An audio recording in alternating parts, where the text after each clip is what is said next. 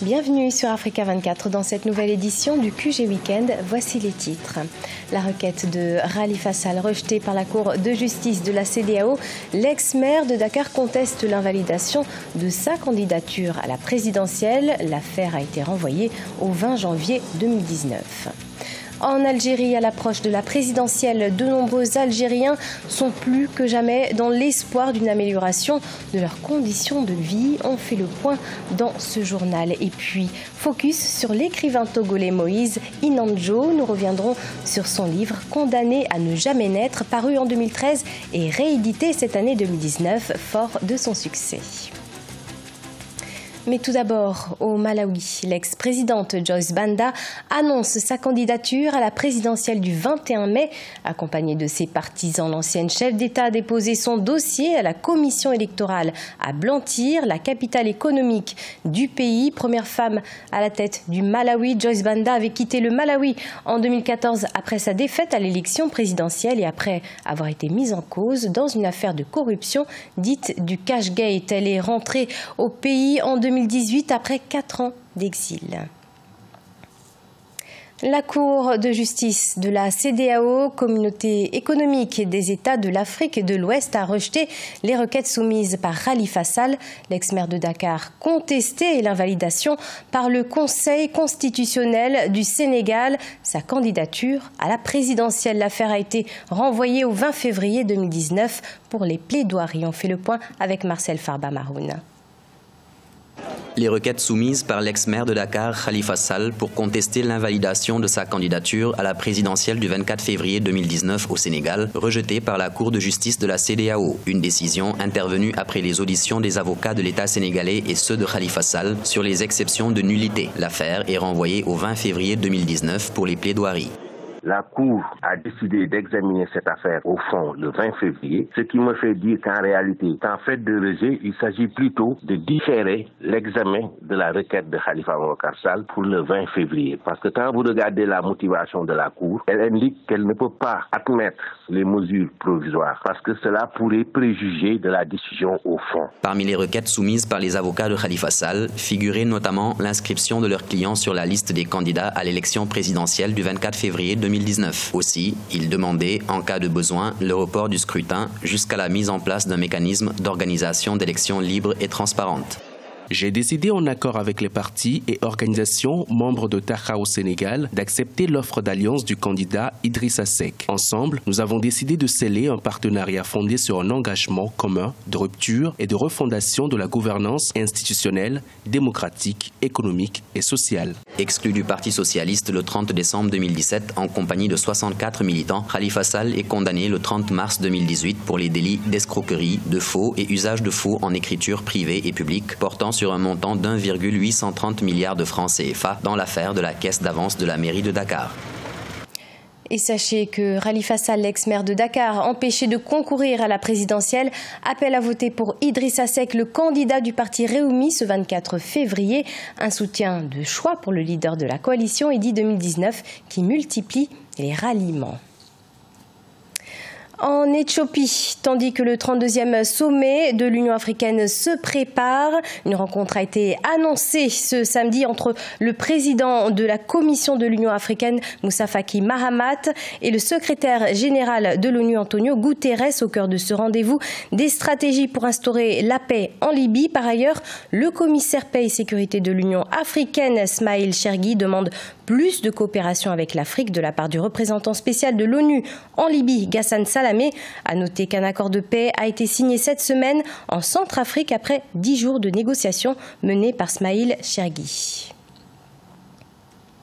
En Algérie, de nombreux jeunes cherchent du travail en Europe et dans le Golfe pour échapper aux bas salaires imposés par une économie dominée par l'État. Ils sont médecins, pilotes ou encore ingénieurs informaticiens. Mais tous se dirigent vers l'aéroport. Un véritable problème pour le gouvernement qui espère s'engager auprès de son électorat majoritairement jeune avant le vote du 18 avril. Explication Aïssatou Bari, commentaire Mathilda Diaby. Kali Amine, médecin généraliste, fait partie de ces nombreux Algériens intellectuels qui cherchent du travail à l'étranger. Ces jeunes dénoncent des conditions de travail difficiles dans leur pays et un système qui offre des emplois peu rémunérés et peu de possibilités d'acquérir de l'expérience. Par rapport à l'étranger, les hôpitaux à l'étranger, par rapport à les moyens. Ce qui m'a poussé à partir, c'est le manque d'outils par rapport à ce qu'ils ont à l'étranger. La deuxième motivation est le respect. Malheureusement, les gens ici ne respectent pas les médecins ou même un enseignant. Les salaires ici sont également très bas. La paramédicale ou même l'enseignement, par rapport à l'économie. Hormis les médecins, d'autres professionnels sont également candidats à l'expatriation. On retrouve notamment des pilotes, des ingénieurs informaticiens et même des journalistes. Selon les chiffres officiels, près de 15 000 médecins travaillent actuellement en France et 4 000 autres ont déposé une demande de sortie. La seule solution que nous voyons en tant qu'étudiants est d'obtenir la licence, de travailler un peu pour gagner de l'argent et de contracter un prêt, puis de terminer nos études à l'étranger. Je veux étudier dans n'importe quel pays d'Europe parce que les normes d'enseignement sont plus élevées et vous pouvez travailler avec un diplôme de la profession de votre choix. Le président Abdelaziz Bouteflika devrait annoncer sa candidature pour un 5e mandat d'ici début mars 2019. De nombreux Algériens sont plus que jamais dans l'espoir d'une amélioration de leurs conditions de vie. Nouvelle tranche de financement pour l'économie égyptienne. Face au progrès macroéconomique, le Fonds monétaire international a débloqué 2 milliards de dollars de prêts en faveur du pays. Ce nouveau financement entre dans le cadre du plan de soutien de 12 milliards de dollars obtenu par le pays depuis 2016. Les précisions, Ange Bijou Nomenio. Nouvelle tranche de financement pour l'économie égyptienne. Suite à un examen de son programme de réforme, le Fonds monétaire international annonce avoir débloqué un prêt de 2 milliards de dollars en faveur du pays. Ce nouveau financement vient pour appuyer les progrès substantiels de l'Égypte en matière de stabilisation macroéconomique. Sur le plan économique, ce début de stabilisation s'est concrétisé par la décision de signer avec le Fonds monétaire international un prêt de 12 milliards qui est donc venu inscrire l'Égypte dans un programme qui a consisté dans un premier temps à réformer la fiscalité des sociétés, à essayer de maîtriser l'inflation et puis un engagement clair en matière de suppression de toutes les grandes subventions qui étaient accordées. La stabilité macroéconomique de l'Égypte est due à un taux de croissance maintenu sur le plan de l'offre et de la demande. Si les 5,3% de croissance encouragent les institutions financières, des efforts restent à fournir sur le plan microéconomique. La stabilisation qui est en cours sur le plan macroéconomique a du mal à se répercuter sur le plan microéconomique, c'est-à-dire pour les entreprises et pour les ménages, on ne sent pas encore les effets des réformes qui sont en cours. La première chose sur laquelle il faut travailler, c'est corriger la concurrence, corriger les circuits de distribution. Entre 2017 et 2018, l'Égypte a entrepris des réformes structurelles de grande envergure. Cependant, le pays est menacé avec une dette élevée mais soutenable à 90% du PIB, dont le remboursement représente environ 30% des dépenses budgétaires, près de 10% du PIB. Focus à présent sur Moïse Inandjo, écrivain social, auteur de 8 ouvrages. Il s'exprime à travers ses livres sur des faits de société. Sorti en 2013, Condamné à ne jamais naître est une nouvelle de 100 pages rééditée cette année 2019. Il traite du sujet de l'avortement. Découverte avec Aimé Fakofi, notre correspondante au Togo. Condamné à ne jamais naître est un ouvrage d'une centaine de pages de l'écrivain togolais Moïse Inandjo, paru aux éditions Continent en 2013. Son succès lui a valu une réédition en janvier 2019.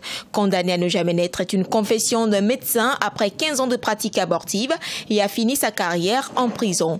L'auteur, après 2 ans de recherche, nous fait découvrir les faces cachées de l'interruption volontaire de vie d'un fœtus. J'ai fait une analyse bioéthique sur l'humanité potentiel du fœtus.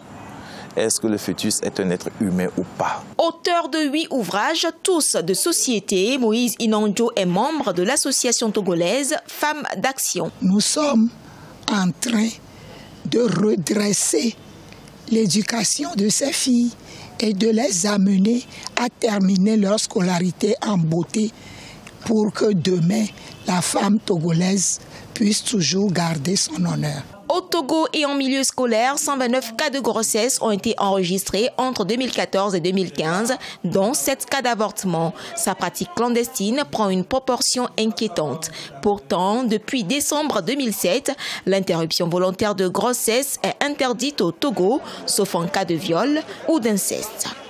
Ce journal a été préparé par l'ensemble de la rédaction. Merci de nous avoir suivis. Dans quelques instants, une nouvelle édition de l'actualité sur Africa 24.